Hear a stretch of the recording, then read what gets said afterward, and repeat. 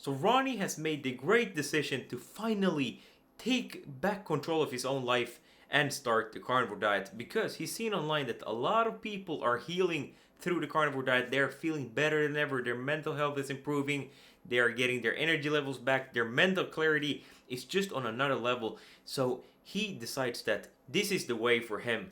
But there's a problem with Ronnie's approach to the carnivore diet, because in the back of his mind he is still a little bit scared, and he's still kind of trusting his doctor, kind of reading mainstream media and thinking to himself that, eating only red meat, that can't be sustainable long term, right? Like, I still need some vegetables, right? Like some nutrient from the vegetables and plants. I probably still need it. So what Ronnie does is that he's eating carnivore, but day after day he keeps on adding in some carbs, and he keeps on having some fruit and some vegetables, and sometimes he's eating mostly carnivore, but then he sleeps up again because eating only red meat can't be that good, right? But eating this animal-based diet, although it's a lot better than what he did in the past, it's still not giving him the desired results. He's still not feeling on top. He's still inflamed. He still has autoimmune issues,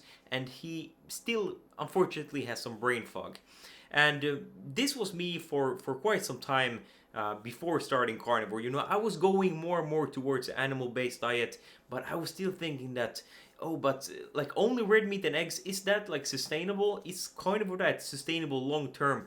And the thing here is that you really need to decide, because there is a problem with going animal based for some people. Some people can tolerate a certain amount of plants better, but for a lot of people going on starting the carnivore diet, it will not work. Like, either you will be inflamed, you will still have some issues eating a certain amount of plants, or then even eating a little bit of carbs or something will basically lead us to crave it more and more, and turn ourselves to eating more sugar, and just have overall cravings for that sort of stuff.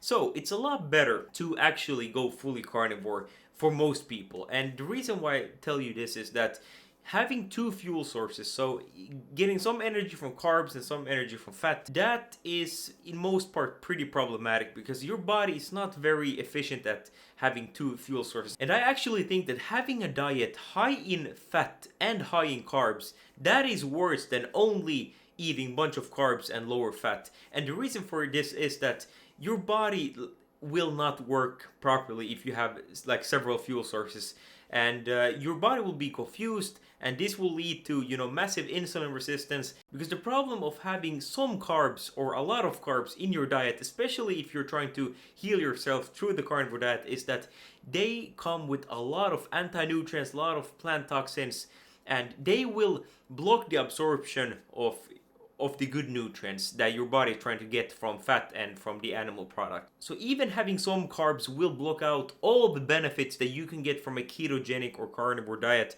And the reason is that it makes your body less efficient at transporting and absorbing all the nutrients. And for this, I would look at the Glute 4 as a good example. So the Glute 4 transporter is a transporter in your body that transports glucose and also vitamin C, because they have a very similar structure. Usually a lot of people say that, oh, you can't get enough vitamin C on a carnivore diet.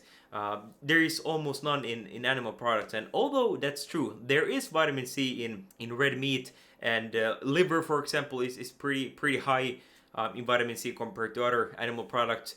So you can get enough, but the problem here is that if you're eating carbs and you try to get all your vitamin C from animal products, then it becomes an issue, because the glucose and the vitamin C, they will compete for the Glute 4 transporter. So by you not consuming any carbs, you will get sufficiently enough, but when you consume carbs, then that's when you run into issues. And another concern about the carnivore diet is that you don't get any fiber. Fiber is so good for you, it stabilizes your blood sugar and stuff. But here again, I think fiber is one of the biggest marketing schemes in history. And the reason for this is that, well, fiber is basically an anti-nutrient that makes it harder for your body to absorb the nutrients. So if you're eating a lot of trash, if you're eating a bunch of garbage, processed foods, sugars, stuff that your body doesn't want to absorb and isn't good for you, yes, then I see a point of fiber. Like, it's better to have some sawdust in your system that does absolutely nothing, makes it so that you absorb less poison. I think that's good, but I would rather just fix the fundamental issue, and that is that you are feeding yourself poison. So instead of having fiber, instead of having carbs, you can feed yourself some good animal fats and nutrients, because this way you want to absorb as much as you possibly can. And that is also a very good thing with these animal products, is that they are very bioavailable, they are very easy for your body to absorb. And just think about it, we are made out of meat, we are made out of muscle tissue,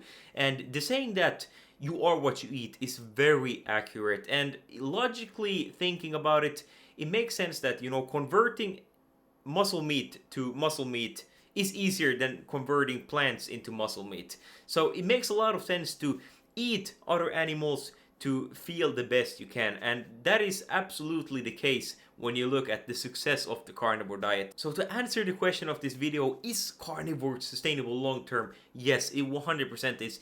You get all your nutrients you need, and the closer you are to a fully carnivore diet, the better it will be for you, and the better progress you will also have in healing yourself and just improving your health overall. And I would be very cautious in having even some carbs in your diet. Yes, of course, if you're going strict carnivore, then you try to add in some plants to see how you react because you want some variety or something. Yeah, fine. You can do that. But if you're struggling with autoimmune issues, or you're really not seeing the full progress that you think the carnivore diet can give you, then please try out a stricter version of the carnivore diet, because it's very likely that a strict carnivore diet of only red meat and eggs, salt and water, that will fix all your health problems. I hope you found this video valuable. Thank you very much for watching it. If you think that this message is important, make sure to like it, share it, and subscribe to the channel. This way we can get this message out to more people. And if you want to keep on learning about the proper human diet, I would watch this video next. But until next time, eat meat, take care, and have a great rest of your day.